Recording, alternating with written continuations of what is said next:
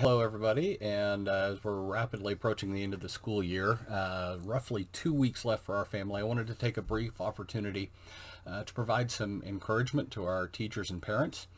It is Teacher Appreciation Week, so while I had planned on doing this last week, looks like procrastination worked out in my favor this time. But I want to say to all of you teachers out there, thank you so much for all you've done and you are doing. And to all of you parents out there, welcome to being teachers, and thank you for all that you are doing as we end this school year. The great news is the end is in sight. When schools officially closed in the state of Kansas on Tuesday, March 17th, an extra week or two of spring break sounded pretty nice. But the reality of the change in instructing our children was a huge step fraught with confusion, despair, concern, and for some of us even dread. Now, for many parents, the thoughts were, I'm not a teacher. How am I supposed to do this? And for the teachers, how am I supposed to do this? I'm not in my classroom. I can't teach online. But I do want to say in John 15:16, you've been chosen to do this. And it says, it is not that you have chosen me, but it is I who have chosen you. I have appointed you to go and bear fruit that will be lasting, so that whatever you may ask the Father in my name, he will give it to you. Now, it was a rapid, sudden, and drastic change, but remember that you were chosen for this. And while that may be little consolation for the amount of tears and screaming and yelling, plus whatever the kids' reactions were, I want you to consider Saul, aka the Apostle Paul, in Acts 9. One day you're breathing threats and murder against the disciples of the Lord, then you can't see, eat, or drink, and then 3 days later, you're proclaiming that Jesus is the Son of God. Now, that was a paradigm shift. And if there can be that radical of a change in Paul's life, then you can do this. Now, Paul's faced many dangers, and you can read them in 2 Corinthians 11, verses 22 through 33. He was whipped, he was beaten, he was imprisoned.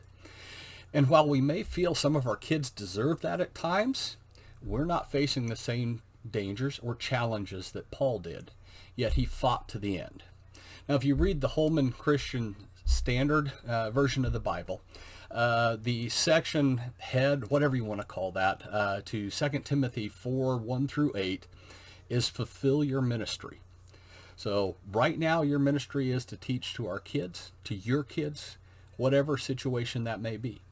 And in those verses, Paul writes, I solemnly charge you before God and Christ Jesus, who is going to judge the living and the dead. And because of his appearing and his kingdom, proclaim the message, persist in it, whether convenient or not, rebuke, correct, and encourage with great patience, that's a tough one right now, and teaching.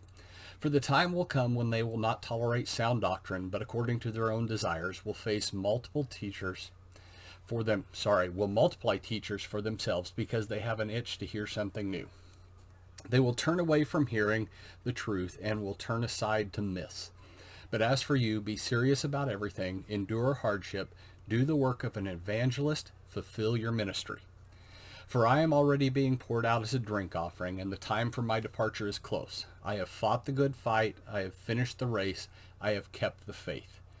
There is reserved for me in the future the crown of righteousness, which the Lord, the righteous judge, will give me on that day, and not only one to me, but to all those who have loved his appearing.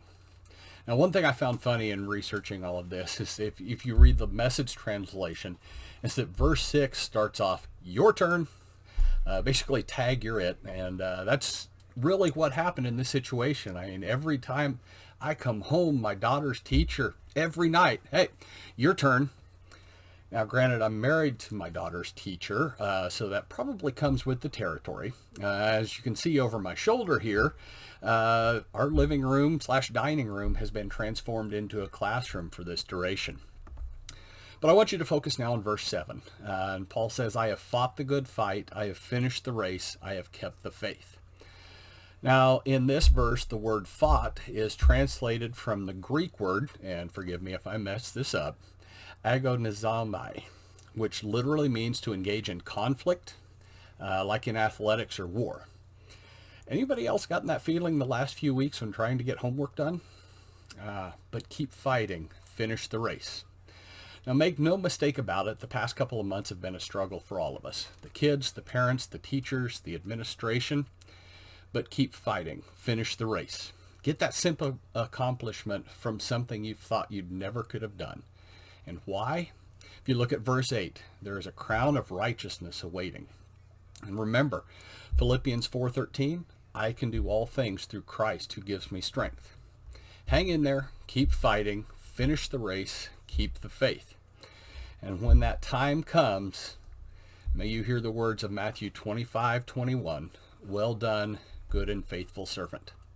So happy Teacher Appreciation Week, and might I add, happy Parents as Teachers Appreciation Week. I want to thank you for watching. Prayers are with all of you, not just from me, but from all of us. Thank you very much for what you're doing, and look forward to the end of the year and a nice deserved summer break.